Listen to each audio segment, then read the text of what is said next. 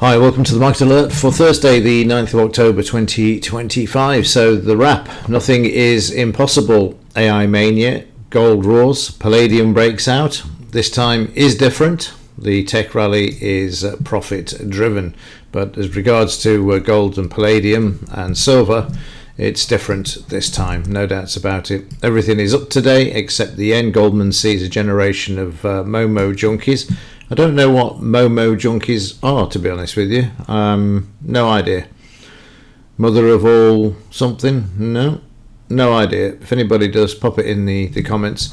Perception of fundamentals matter more than the fundamentals. Absolutely. I mean, you have to look at the stock markets with the all-time highs that we've seen yesterday. To get that one, there's a complete disconnect between obviously true fundamentals and the fundamentals that are being seen by the and put out by the media. Stocks catch a bid while gold and silver hit fresh record highs. It's not a record high for silver, that's $50, so hopefully today is the day. And US stocks gained with upside led by tech strength, while fresh record highs were seen in the S&P and the Nasdaq. There's no end to it. The madness continues. AI is now a debt bubble too, so just to add to the rest of the debt bubbles, quietly surpassing all banks to become the largest sector in the market. A repricing could be significant for broader markets. I think they're alluding to a correction there, which obviously is certainly long overdue, is the only way to describe that. Economic news today, we've still got the US government's closed, I suspect. Yep, we have indeed. I haven't seen any news to say to the contrary. So unemployment claims, weekly ones today, if they get released or not. Powell is going to be speaking at 1:30, so expect a bit of volatility around that time. Well, let's have a look at these record highs that continue on a daily basis and kick off with the Dow. So those astute observers will note that this is not a new all-time high for the Dow. 47053 remains a record high from last week. Stuck in a sideways channel there at the moment for this one. However, it's the only one. And you can see there yesterday up in the pre-market, sold off in the first 30 minutes and then brought the market back. That same pattern now for about the fifth day. Overnight prices remain below the DP, the 200 MA, 50, 20, above the 5, so struggling a bit there. We are oversold in the 30-minute chart, but in the daily chart, of course, we're also oversold and seeing a bit of momentum moving to the downside there. A correction is very much needed in all of these markets.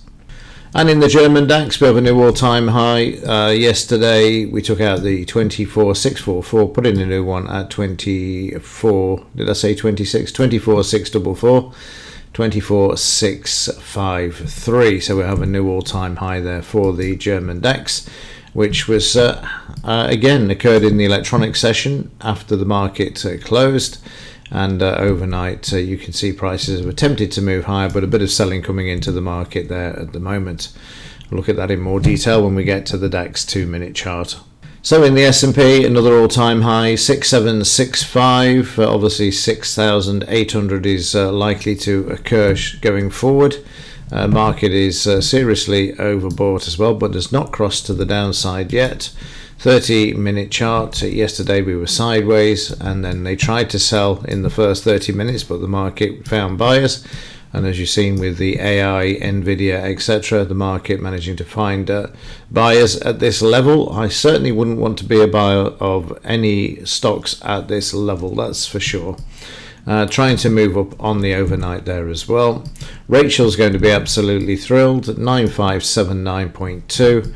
And there you can see the market sideways to higher there as well, just above the 5-bar moving average, and the 30-minute chart for yesterday moving up sharply. Then we hit some selling coming into the market, and overnight the FT has seen a bit more on the electronic market as well. So let's see what happens when we get to 8 a.m. there. So we'll look at the US dollar. And the US dollar up for 3 straight days. I don't know why, but it is probably the Middle Eastern deal that's being progress to hopefully resolving the situation, but we'll just have to wait and see. I've never seen a peace deal work yet, personally. It's a matter of weeks, and then won't be long before Netanyahu starts going back into Gaza. The man's deranged, completely deranged, as are all the leaders, to be honest with you, at the moment. I can't see a sane one amongst them. The dollar, as I say, up for 3 days and down slightly there, which is going to be useful for the metals. So let's have a look at those. So silver putting in another multi-year high is the only way to describe this. It's not the all-time high that was alluded to. $50 is the target, and of course yesterday we managed to get to within 47 cents of it, making that all-time high. There's the orange line there ready to be taken out. The only problem is with silver, when it gets to these massive psychological levels, it has some severe, or can have some severe corrections.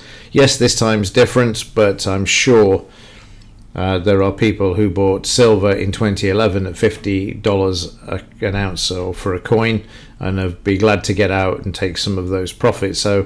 Or take be glad to be back to break even and reduce those losses. So we'll just have to wait and see. But I wouldn't expect it to be plain sailing through 50. If it is, then I will be thankful, because given its nature, it can move sharply to the upside and also to the downside. And I wouldn't be surprised if we don't get a correction in this market of at least a couple to $5 correction, because that's the way that it works with silver.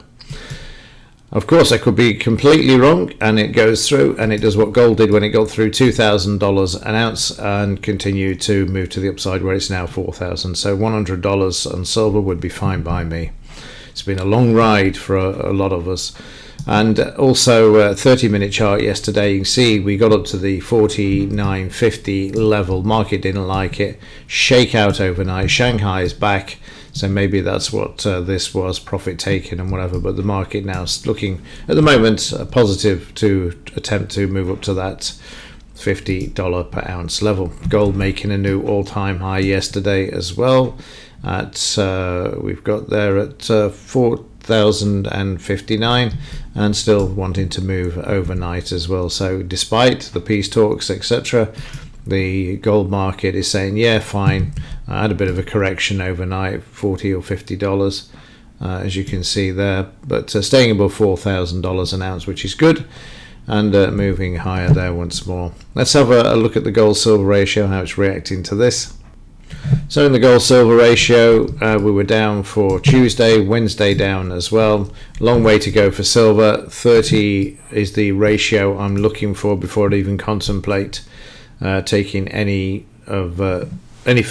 swapping any physical silver for gold. That's the sort of target you'd be looking at. That's what Mike Maloney discusses. At the moment, it's a silver situation, because you get in 80 times more for your money to 1 ounce of gold. So yeah, that's coming down in the right direction, but it needs to come down an awful lot more. It has the potential to do so, of course. Right, let's have a look at yesterday's trading situation with regards to the JAX 2-minute. So in the pre-market, German DAX prices were sideways to lower, and then became sideways in the cash market once more before they moved to the upside. No surprise there, all the way back to the high. Again, you can expect this pattern to continue for the foreseeable, where we get a shakeout at the open and then move to the upside, and there you can see that happening. We then had a potential long there, but unfortunately the market reversed off this one and had a spike to the downside. I don't know what this news was. It was obviously some sort of news, and again, this classic, let's shake out the week longs, let's take out the stops, and then once you've taken out the stops, we can then move back to the upside. And that's what it did all the way through, and then into the afternoon also. Price is choppy to begin with, because obviously the Dow has that half an hour sell-off, or an hour, or the new pattern that's evolving, and then moving back to the upside quite nicely there, as you can see, up to the R3 is what it is. So no surprise to see the market stop there. The R3, as you will know from past market alerts, is an area where the market is likely to find resistance or support if it's an S3 on the downside. So going into the evening, that R3 playing out there with the market coming down, and then just generally sideways. So where are we overnight with regards to the German DAX? Well, we've got the all-time high there at 24,653. We're just heading towards the high, so we're likely to get up to this after 7 a.m. and then we'll get a bit of a pullback in the cash market at 8. Right, that's it for this one. Let's see if silver can get through the $50 per ounce level today. It will be a very, very interesting day, and it's been a long time in the making. 50 years since 1980, and 40 years, 46 years to be precise. So yeah, the other side of the 5, so that's nearly 50 years, and then 2011 as well. Right, that's it for this one. Have a great day, and as ever, thanks for watching. See you in the next one.